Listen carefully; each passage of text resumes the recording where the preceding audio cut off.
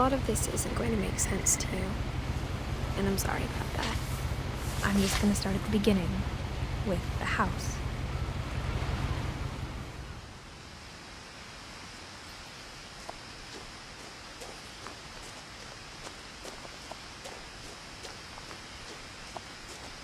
I lived here until I was 11, but I wasn't allowed inside half the rooms.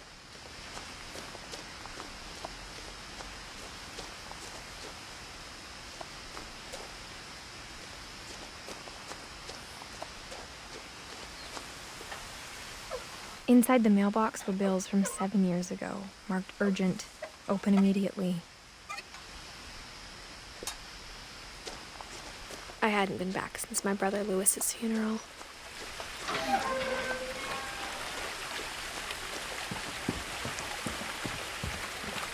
In her will, my mother left me a key, but didn't tell me what it unlocked. Maybe she thought I'd know, or she thought that the mystery would be enough to bring me back.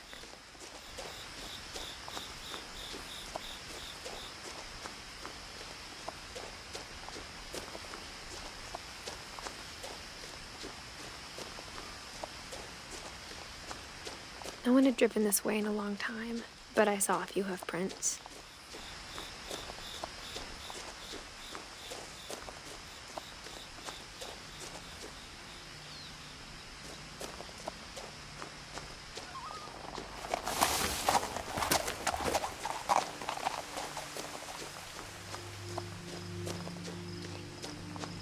The truth is, even after I inherited the house, I never thought I'd come back to it. But now I had questions about my family that only the house knew the answers to.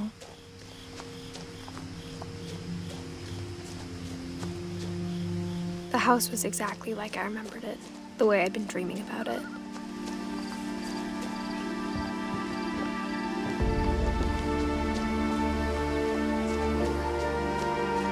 As a child, the house made me uncomfortable in a way I couldn't put into words.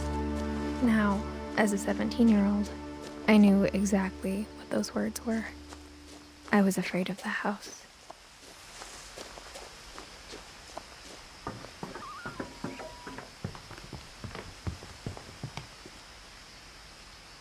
I hoped the key might unlock the front door.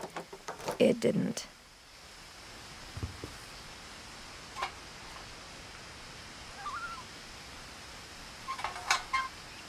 Looking in, I felt like the house itself had been waiting for me.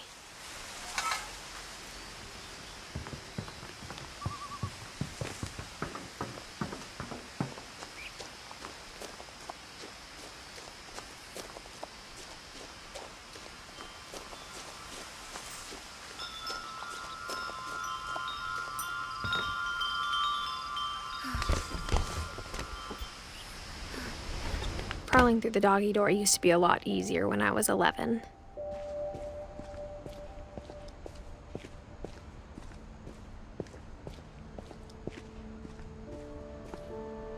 The power had been turned off the night we left. For the first time in years, I felt like I was home. But instead of a family, there were just memories of one. Like how after Lewis started working at the cannery, we all got sick of eating salmon, except our cat, Molly. Or how only one restaurant would deliver to our house, so we had Chinese a lot.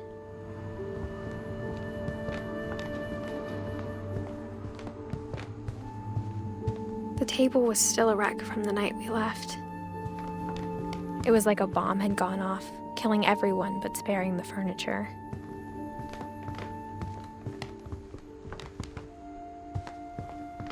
My mom was the only one of us who could imagine Great-Grandma Edie living in a nursing home.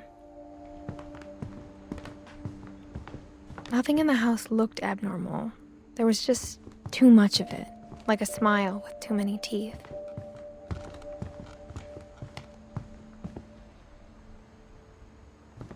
Mom always told me to stay out of the basement, so I wasn't too surprised when the key didn't fit.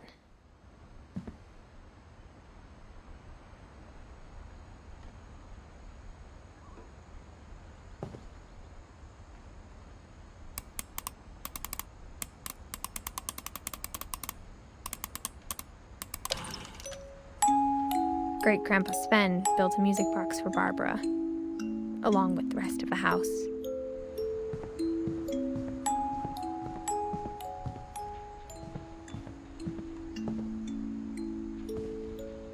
After Milton disappeared, Mom sealed up all the bedrooms. Then Edie retaliated and drilled peepholes.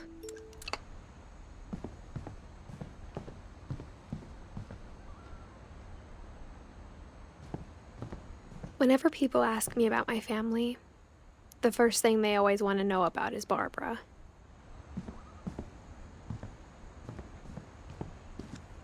Mom must have locked the third-floor stairs on the night we left.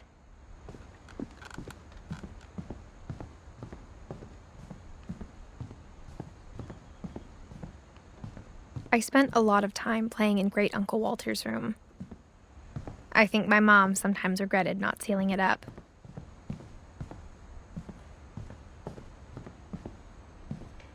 Louis told me there were secret passages, but I never believed him.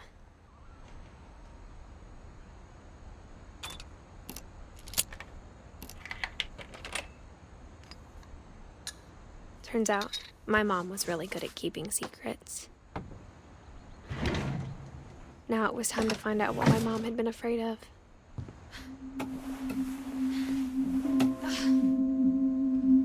From the paintings on the wall, it was clear my brother Milton had been here before me. Reading this, maybe it sounds like I had a plan, but I had no idea what was behind that door.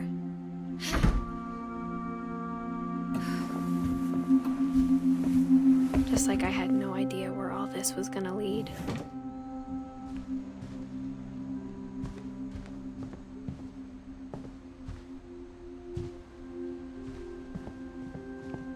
I grew up looking at Molly's room through the peephole. Molly's gerbil had a tiny bedroom with its own even tinier gerbil cage.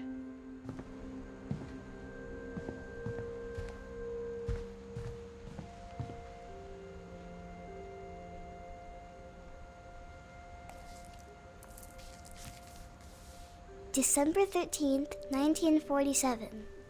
Dear Diary, I'll be gone soon, but I wanted to tell somebody about what's gonna happen.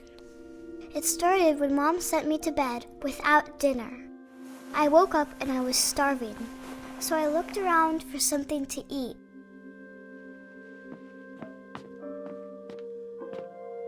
My Halloween candy was all gone.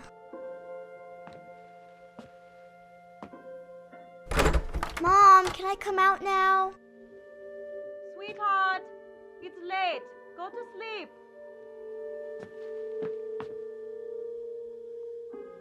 The gerbil food was dry, but I didn't mind it.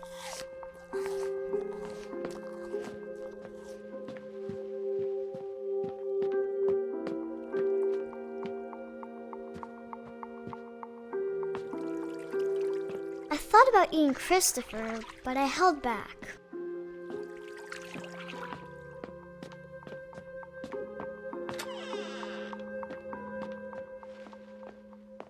I ate a lot of things that night.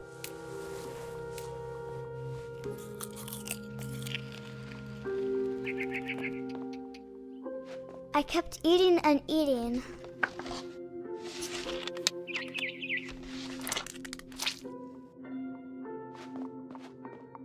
Then I heard chirping outside my window. It was a barn swallow going back to her nest. I reached out for her.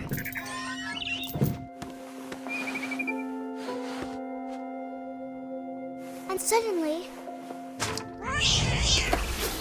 I was a cat.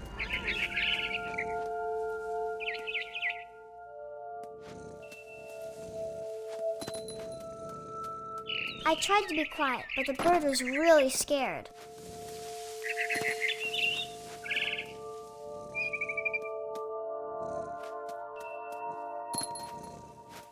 Mom and Dad didn't even look at me.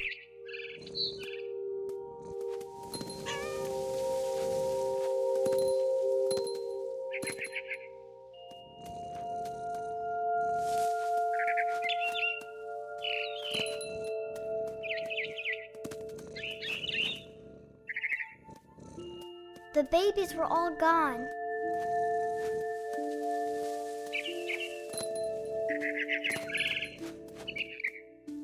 I jumped and I almost got her.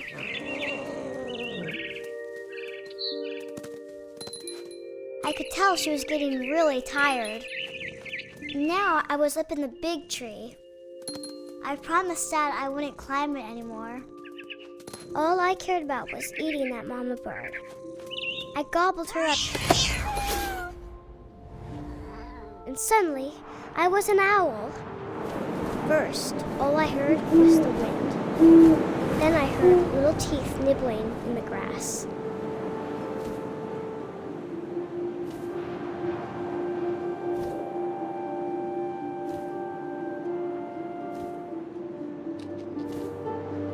Rabbits.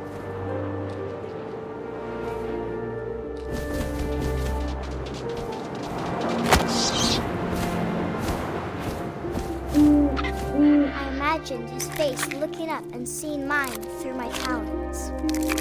I swallowed him up, and I didn't chew one bit.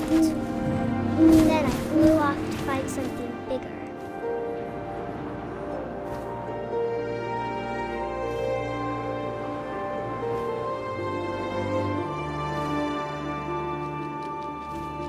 A mama rabbit.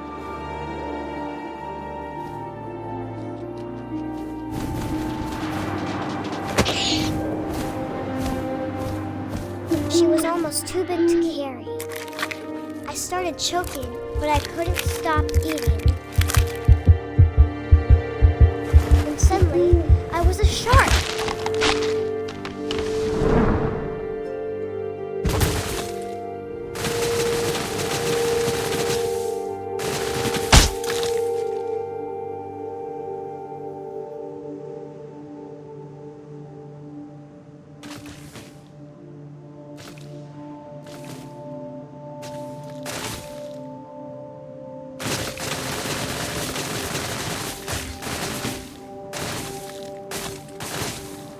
I rolled off a cliff and into the ocean. Now, I was hungrier than ever.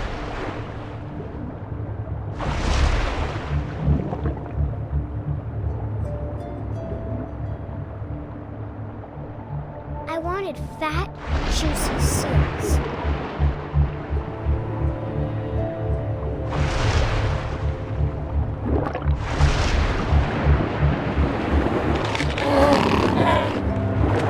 Off her flipper, and it tasted really good.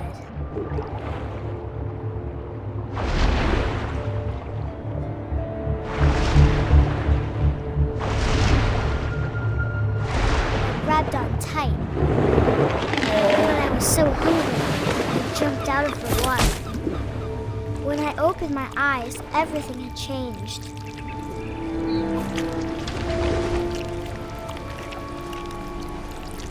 Now I was a monster, and I smelled people everywhere.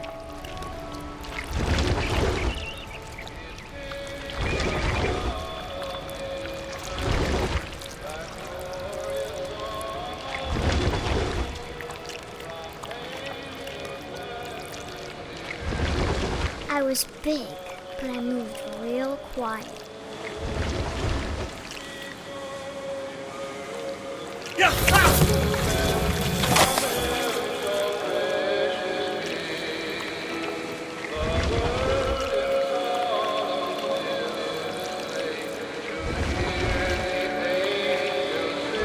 I wanted to stop, but also I didn't.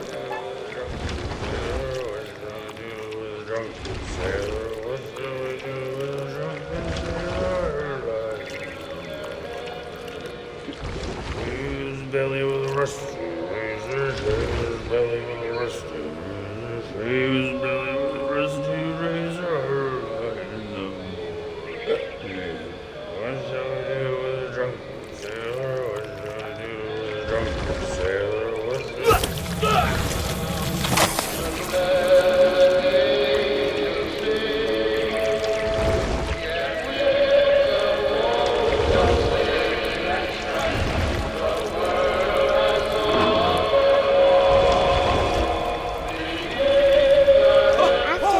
Passenger, I was crossed the water, I smelled something new. Something I had to have, so I swam towards it.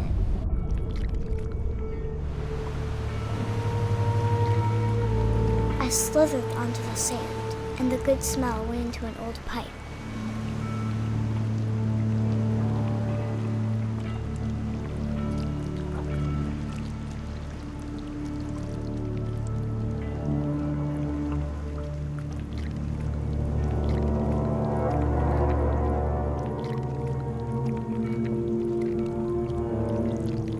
I got closer and closer.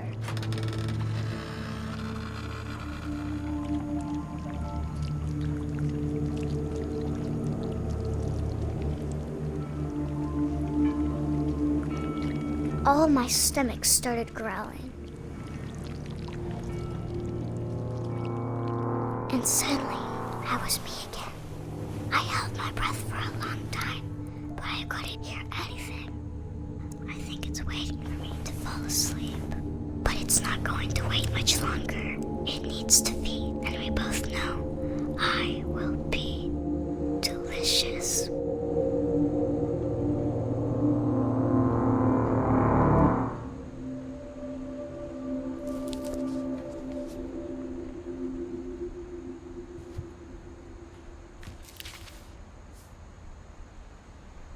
I'm not sure if I believed all of that, but I'm sure Edie would have.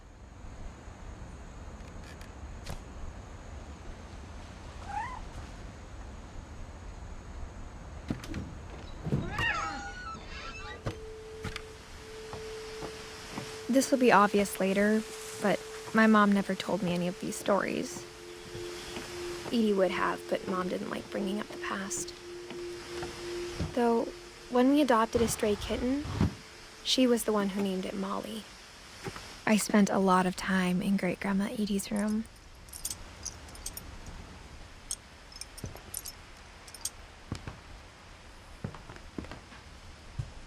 We got along, and it was a good place to hide from my mom.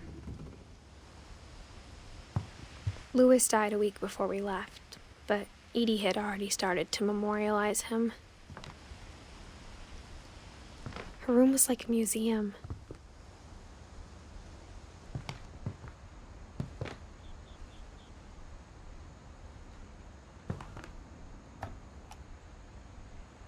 For 500 years, the Finches have been famous throughout Norway for their fortune and misfortune. Odin Finch buries the latest victims of the family curse, his wife Ingeborg and their newborn son, Johan. On January 7th, 1937, he set sail with his family and his house, hoping to leave the curse behind. But 40-foot waves off the coast of Washington send the house and Odin to the bottom of the sea.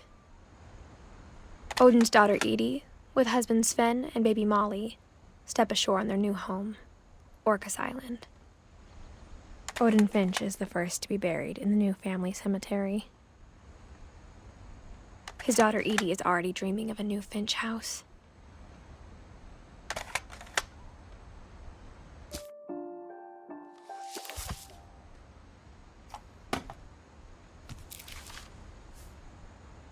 Whatever's wrong with this family, it goes back a long ways.